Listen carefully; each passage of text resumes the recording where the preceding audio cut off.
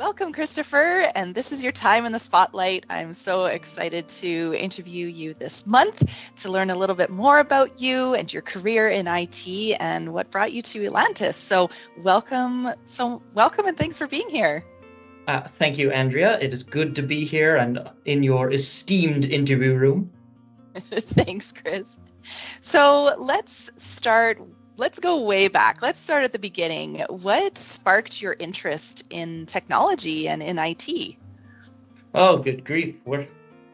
There's been a lot of instances where I could pinpoint an event on there. Growing up when I was maybe a little younger looking than I look right now, I was always sort of drawn to computers. Computer class was kind of my therapy. You'd always find me kind of in there, whittling, tweaking, usually playing around with people's faces in Photoshop. We'll come to that later, I guess. And it did spark some aptitude, and it started in graphic design, really taking into that. And then there was a phase where I wanted to do 3D modeling, and had some very minor success in school with that. But then it turned to this darn Flash project that I was working on when I think I was in the 11th grade at the time, and it was just make a cute little Flash game, and I don't recall ever being that stuck and discouraged on a thing in my entire life. So years later, when I was trying to pick my darn career, I hearkened back to that traumatic project, and I decided, okay, well, I really screwed the pooch on this one, so let's try to work on that a little bit. Interesting. So your career and your interest in technology was kind of sparked from I'm not going to use the word failing, but sparked the word, perhaps from a challenge, right? That you thought, I want to do more of this. Partially challenge, partially spite, and a little bit of a desire to kind of figure something out. And there's one day I recall, and I'll spare you the gory details of that day because it's forever etched in my memory, but it was very much a, sit me down in front of the computer and here's every program that you can go, pick a future.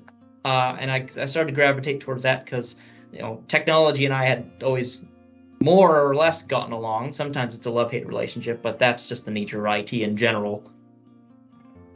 Yeah, that's great. So tell us a little bit about your current role at Elantis and what you do here, your day-to-day, and what brought you to Elantis. So I guess a two-part question. Okay, so yeah, that's a few parts all at once. So let me just start with number one. So I occupy the role of a solution specialist, which is a vague job title at the best of times, but my role is more distilled down to the development, deployment, and maintenance of Microsoft Power Platform applications. So that's Microsoft Power Apps, Power Automate, and on occasion, luck providing Power BI. So I'm in charge of developing, maintaining, occasionally fixing, actually more often than not fixing, and just generally being a subject matter expert on this particular branch in our development stack. So what does your typical day-to-day look like in your role? Usually starting in DevOps. So everything gets driven out of there, determining day-to-day tasks, action items that need addressing, and then just taking the elevator down to the code mines, and we see where that takes us. On a good day, I'll start the day looking at, okay, what do I need to do? And then I will distill it down and just start building. So what drew you to Elantis, or how did you find Elantis? How did that all start? Oh, so I was... Let me start that again. I used to work at a great job. I was a full stack developer at one of Elantis' old clients. And I had a pretty good gig there. Everything was kind of working out well. but I felt as though I wasn't in a position where I was able to really grow, as I was essentially the senior most expert on a lot of the stuff there. So there wasn't really a place where I could be mentored. I was doing more mentoring, which is valuable in and of itself, but I felt that I was falling behind the curve a little bit and wasn't really settling in my position as much as I would want to, and I wanted an opportunity to grow. So one day, my manager sends me a link and says, "Hey, I saw this. It might be a good fit. Do with it what you will." And I say, "Okay, well, it's a little weird that an internal person's sending me this, but okay, fine, I'll take a look." And then I said to myself, "Okay, well, right now, I have something pretty good in my life with this current position, but I'm going to gamble it in the hopes that I get something great." And that led me to interviews, meeting the individuals who interviewed me at the time, who are unfortunately no longer with the company. My jokes must have run them out of the system. And then here I am. So it was definitely a desire to be challenged once again, and find some growth, because my career in IT consulting started before Elantis a little bit, and I would be lying if I said I didn't crave a little bit of that again. So maybe it was hearkening back to days long gone pre-pandemic, and maybe it was just a desire to learn and grow. Only time will tell which one it really was, but it could be both. Mm-hmm. I'm not against arguing that. So what does that growth look like for you? I guess the question phrased another way might be, how do you stay on top of your game? How do you continue to grow? How do you still, continue to prioritize your professional development, and what gives you that edge? As a developer, I've always been a little bit outside the usual demographic that occupies the role. I'm a little more on the extroverted side, a lot more loud, and generally higher on the scale of empathetic than a lot of other individuals who typically, and I do stress the word typically, occupy that role. I try to eschew the stereotype of the basement-dwelling keyboard warrior that just pumps out code at a mile a minute. So what sets me apart is that I'm always trying to put the user experience first, trying to make sure that people are happy with the things that I build, at least striving to that at the core. And anytime that something goes wrong, goes right up in the database up in my head, where I have, I don't know, who knows how many errors that I can just quickly remember, recall, and diagnose just off the top of my head. If something has gone wrong, there's a good chance I'll know how to not make it go wrong again. And I find that is a powerful skill to have. So it sounds drive it from the customer, figure out what might have gone wrong, why it went wrong, and how to stop it from happening again. So it's a lot of trying to be proactive about catching these things from getting stuck in a reactive state. Well, that's amazing. Like, just that growth mentality, and the fact that you're able to retain all that information, all that experience, and be able to apply it moving forward is fantastic. Looking back, what moment in your career are you most proud of? That's a good one. So years back, in my old consulting role, I occupied the title of the only developer in-house, which was a whole new level of fun. I had a BA that I worked with at the time who was also very, very good, and of whom I miss quite dearly. But throughout my time at that company, you kind of had to be a bit of a self-starter when there wasn't a whole lot of stuff coming your way. My proudest moment was when one day the whole line of business for that company was a lot more ticket-based, and a lot more help desk based IT infrastructure support and stuff like that. So basically take our current stack and flip it upside down. So managed services is gigantic, projects is like 3 people. Mm-hmm. So the volume of tickets coming in was, instead of a couple dozen, it was more like hundreds. And the steps to take a ticket from we're working on it to we did the thing to we're closed had to be properly documented and vetted. The dispatchers in charge of making these tickets go from we're ready to close to it's closed had to go through a pretty lengthy quality assurance process to make sure that that happened. And it required a lot of clicking, a lot of manual stuff, a lot of looking at really, really tiny fields on an even tinier screen in software that looked a little bit like a crazy Excel spreadsheet at the best of times. So it was really my first breakout success in Power Apps was building a delightful app that I nicknamed Dyson because it cleaned up the ticket boards. And this app turned what was a 2-hour-a-week task into 2 minutes. Oh, wow. So it would automatically display all the ticket info that you would need to look for in multiple screens on one screen with a handy little yes and no button. If you click no, it got fired back to whatever tech was working on to say, hey, you missed a spot. Or you would be able to just pass it off and ticket would get closed, and everything kind of went hunky-dory from there. So that one, it still lives pretty rent-free in my head as that was a really cool app to build. And I try to reference and look at that cool user experience that I was able to build, because that technically wasn't what the service manager asked me at the time. I went way above and beyond what he wanted, but it was all in the name of how are we going to have it so that the people using this app have the best experience they can have. And so yeah, that's the proudest moment I've had. Looking forward to maybe building something like that in the future here. Oh, that's great. And yeah, definitely something to be proud of and little notch in your belt, right? Mm-hmm. So what challenges have you faced, or it could be a challenge, what challenge have you faced, and how do you typically overcome any challenges that come your way, Chris?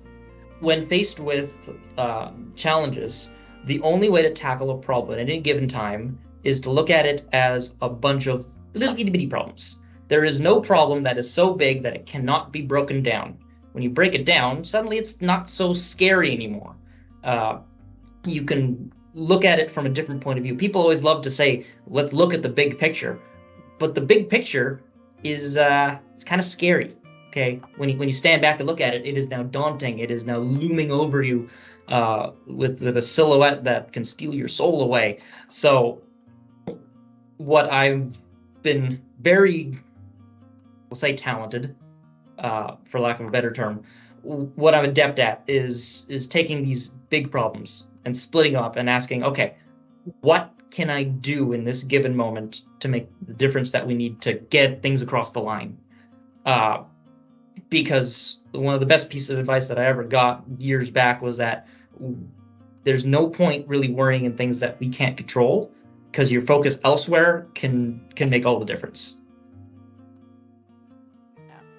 Well, that's great advice and such a great perspective on how to tackle challenges. Because we get them every day, and Yep. We live that lifestyle. We're running on this treadmill day after day.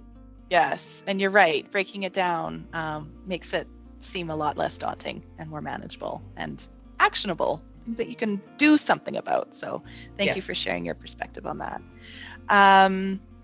So in terms of getting up to come to work here at Elantis, what motivates you each day? Like, what motivates you to get up and at 'em every day to come to work? This is a twofold answer.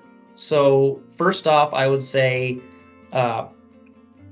the challenges that I face at work are also opportunities. You're able to sorry, let me backpedal a second. A development project is, and you've probably seen this before, whoever's reading this, is a lot like a puzzle. So all the pieces kind of have to fit together to make your solution. But the thing with development is you get to make the pieces.